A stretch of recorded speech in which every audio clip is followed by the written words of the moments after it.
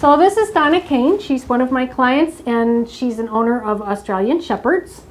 All the herding breeds, including Aussies, are prone to a genetic defect. It's called MDR1. And if a dog has 2 copies of that gene in their DNA, they are not going to handle some medications very well.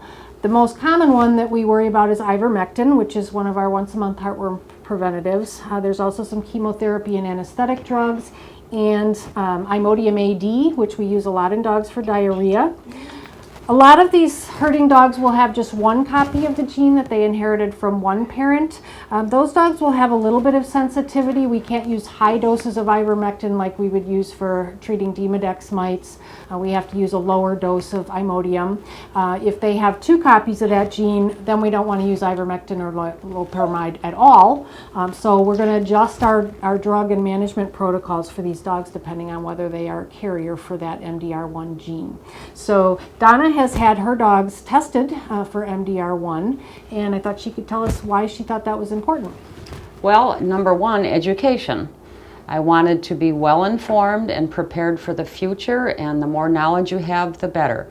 I do have an Aussie that is very susceptible to stress diarrhea, and as Dr. Boss said, one of the treatments is Imodium. I was very concerned that if she had one of the mutant genes, that this would be a real problem. So that's what initially made me decide. Donna was also nice enough to refer a few friends of hers over. Donna does some dog training and agility with her dogs, and so I have had several other Australian Shepherd owners bring their dogs in, and we've done MDR testing for them too. So it's also really important to know whether your dog is carrying an abnormal gene if you're going to be breeding your dog. So you don't want to be passing on some of these traits to the offspring. You want to know whether those parent dogs are carriers before you breed them. So Macy's just a pet dog, so for her, we just want to make sure that she's healthy. Macy also has another interesting DNA defect that we did DNA testing for. She has what's called exercise-induced collapse.